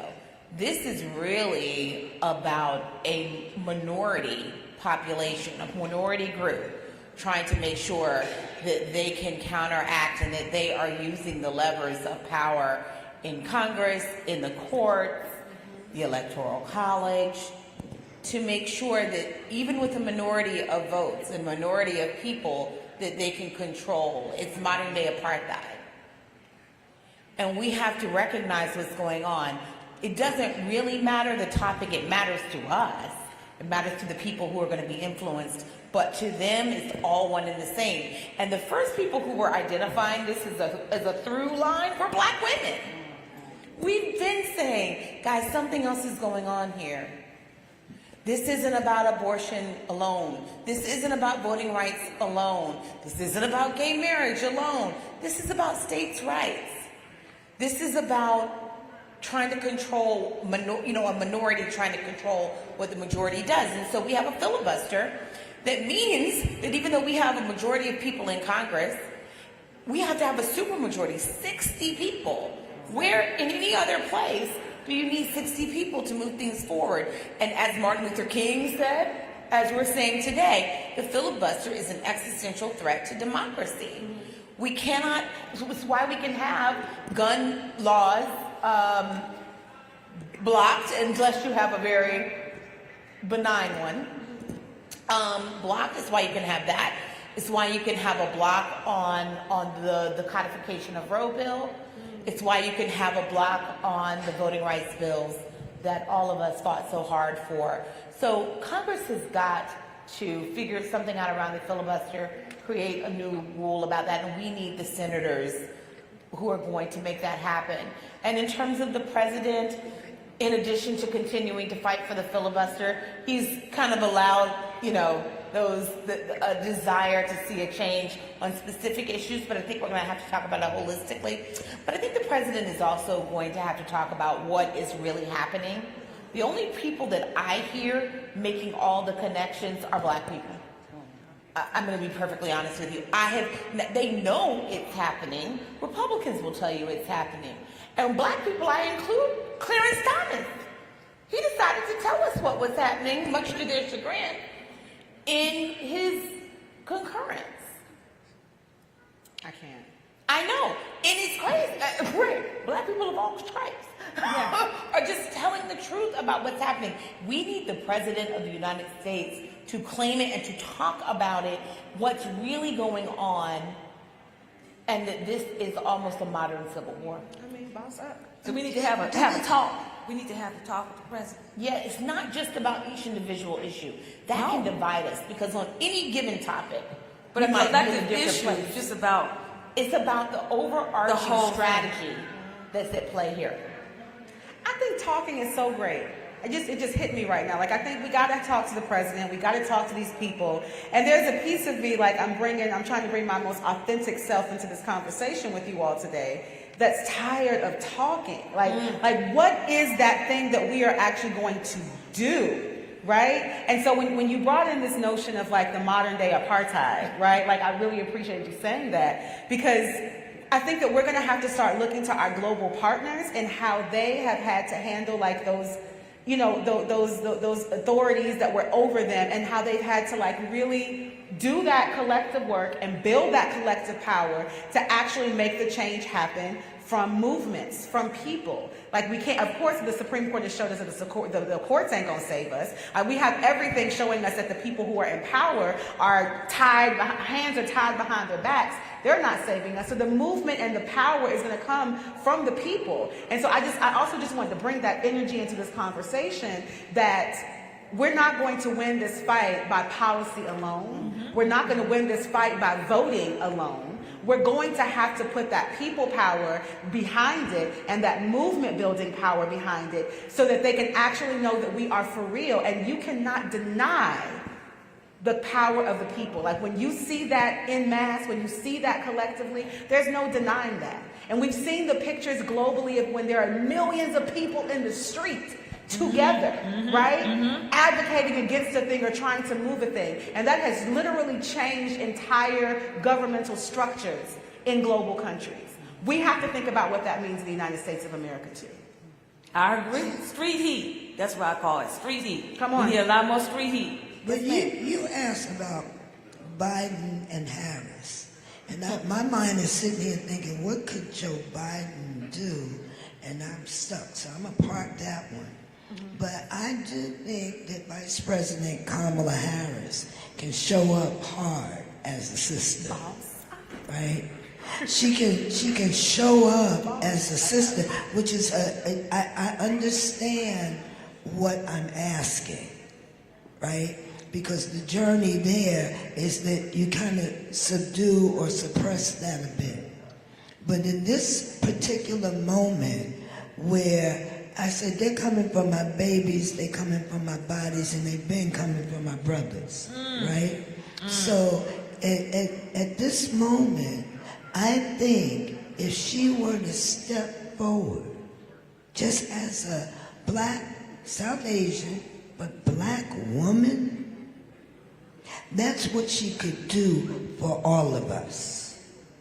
Because we understood first time out why we couldn't exactly have that, because you have to be for everybody. But now we understand if we're for ourselves, that's the first step in being for everybody, because anything else is disingenuous on some level. So right now, I'm thinking about, how can I work in a manner that builds more space for her to do that? Because I think in that moment, that could galvanize a power that we possess. And when we say do something, part of that doing, sister, we got to be quiet about it. Because we've been announcing. We've been announcing we're going to march, and announcing we're going to do stuff. And then, people can meet you there. But so we have to do some analysis. But if our sister would show up, if I was to send a message to the White House, I don't know what Joe could do, right? He doesn't strike me like that, but I think she could. There we go. What we're hearing, we need to show up. We need to make sure that our voices are heard. We need to be very clear, look people straight in the eye. We voted you in, we can vote you out. And that we mobilize. We mobilize and we keep making noise and demand and fight back. We just can't. I agree. That's basically the sentiment that we have. I want to close on a high note, a really nice note. I would like to know in one word what you felt when you witnessed Judge Ketanji Ron Jackson being sworn in as the first black woman on the Supreme Court of the United States. Just one word that expresses how you felt in that historic moment. You want me to start? Yeah, go ahead, Joy. You've asked this question before. She's a great moderator. She always asks this. Is good. I think the last time you asked this, yes, I ma'am. vindicated. But you know what I'm going to say today? Relieved. I feel like, look, we know that she's not going to solve all problems. It's not possible. And she won't agree with every one of us in every way that we want.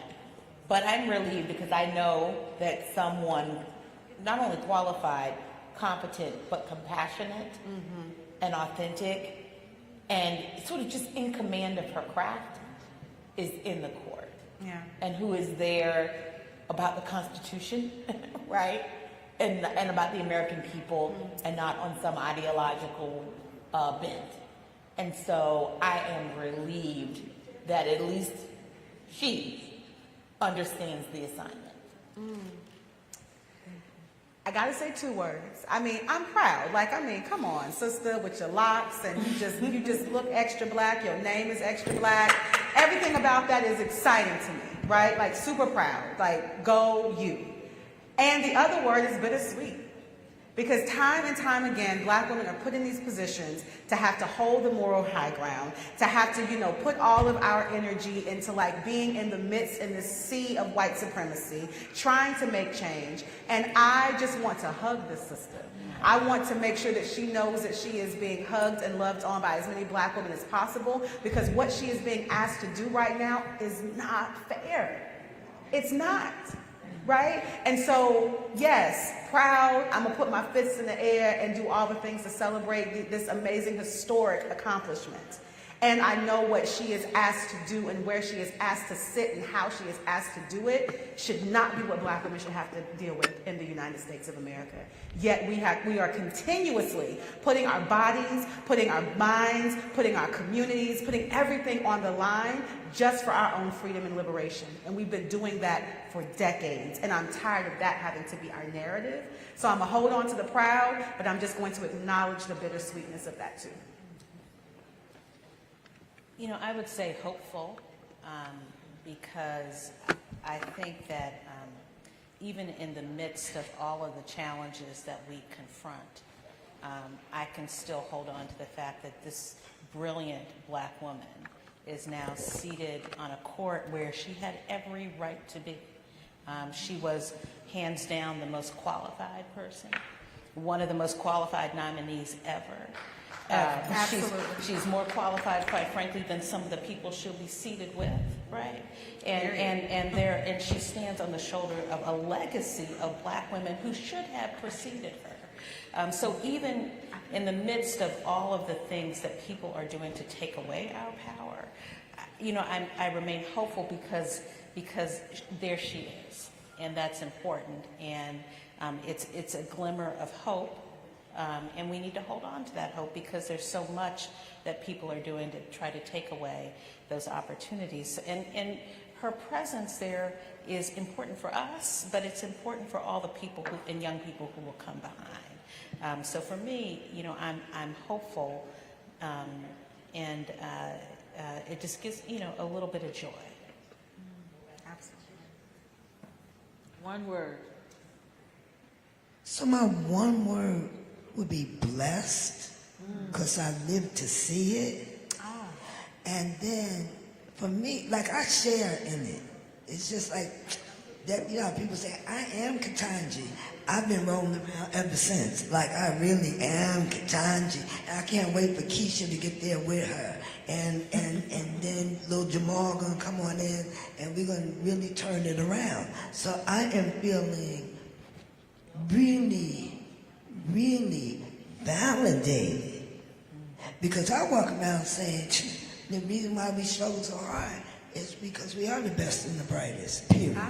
Yes. Best and the brightest, period. And the best and the brightest are given assignments, because what other group of people could have carried the assignment?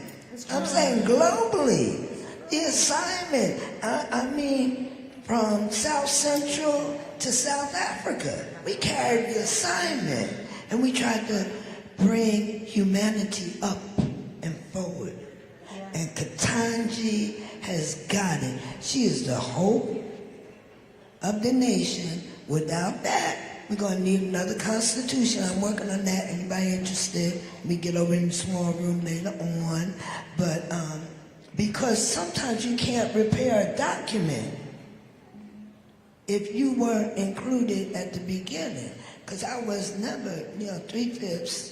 I was 6/5.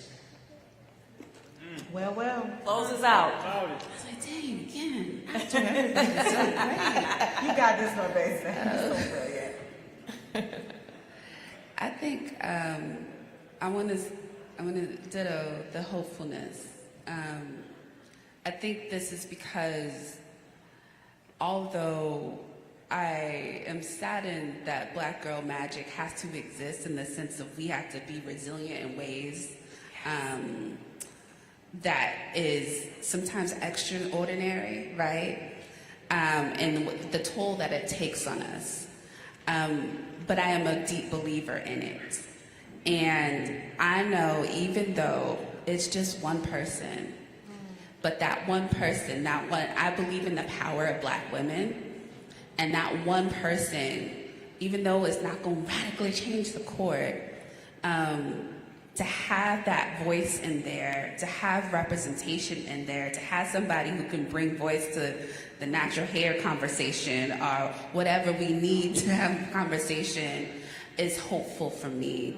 And that it will send a message, and it does send a message to a whole bunch of generation of folks to say, I think I can be there too. Well said. Well said. Yeah. Well, thank you everyone for being with us today and closing out, helping us close out today with this final power table talk of the National Coalition of Black Civic Participation signature program, Black Women's Roundtable. Our leader, Melanie Campbell, would you like to say a few words as we close out for the day? Our leader is coming up. She's going to say a final close out. And thank you so much. Thank you so much. Thank you, Delisa.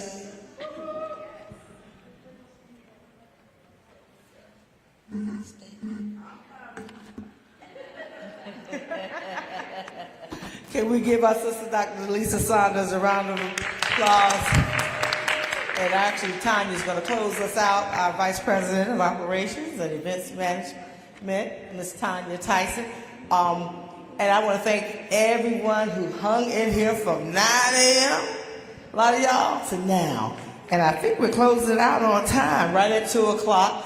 And as she's coming up, I want to thank Roland Martin Unfiltered again for live streaming this today and getting it out of this room. And I have a board member in the room, our sister Tanya Lombard from AT&T, Vice President, and our sister Queen. If you want to have a good time, spend a little time. She let you in that circle band, and we had, I'm just telling you, this sister does so much. She has something called Humanities of Connection. She's a New Orleans girl, born and reared, correct? So she's home, but I want her to know that we don't get a chance to get together much, but I just getting together with you just for a few minutes last night lifted my spirits. She does a lot, just as a sister. Yeah, she has the title, but as a sister, she's always thinking about what she can do to move the ball for our people. So I know she won't say anything publicly today. Rolling, we all rolling, but love you, sister. And we thank you for all you do for our people. Tanya, turn it over to you. And thank you, ladies. Okay, good afternoon, everyone. I'm Tanya Tyson, Vice President of Operations. And I want everyone to give all these wonderful, phenomenal women a round of applause for this excellent panel. And I want to thank everyone for attending and enjoy Essence Festival. Thank you.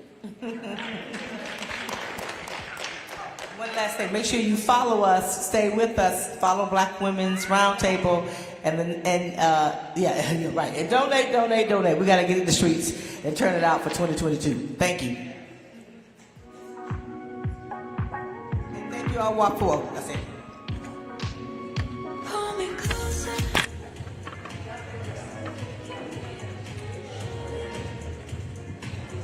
So we're gonna do a few interviews real quick. Okay. Over there.